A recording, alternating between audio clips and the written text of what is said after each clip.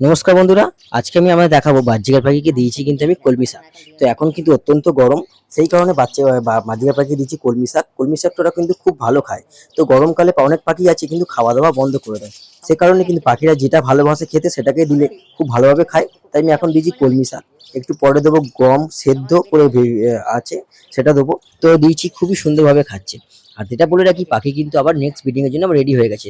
দেখুন, ফিমেল পাখিটা কিন্তু আবার নেক্সট ব্রিডিং এর জন্য রেডি হয়ে গেছে। তলপেটে দেখলেই ভেন্ট দেখলেই বুঝতে পারবেন, ভেন্ট কিন্তু হালকা হালকা ফুলেও আছে, মানে পেটের ভেতর ডিম চলে এসেছে। আমি কিন্তু আজকালের মধ্যে ওদেরকে হাঁড়ি দিয়ে দেবো, কিন্তু এখন অত্যন্ত গরম, সেই কারণে কিন্তু আমি ডিম আর হাঁড়িতে দিচ্ছি না। ডাইরেক্ট ডিম পারলে অসুবিধা হয়ে যাবে, আর দু একদিন পর লেট করে হাঁড়িটা দেবো। এপাশে কেসটাও দেখুন, আমি বাচ্চাগুলো খাওয়াচ্ছি কিন্তু হাতে খেয়ে নিচ্ছে। বাচ্চাগুলো ভালোভাবে ফিডিং করা থেকে সেলফ ফিডিং হয়ে গেছে। দেখুন, আর ছোট পাখিটাই কিন্তু ওদের বাবা কিন্তু ভালোভাবে খাবি দিল। আর নিচেও কিন্তু সাদা পাখিটা কিন্তু এর বাচ্চা আমি হাঁড়ি থেকে নামিয়ে সরাই করে দিয়েছি। দেখুন, এখন যা গরম বলে নিচে নামিয়ে দিয়েছি। এখানে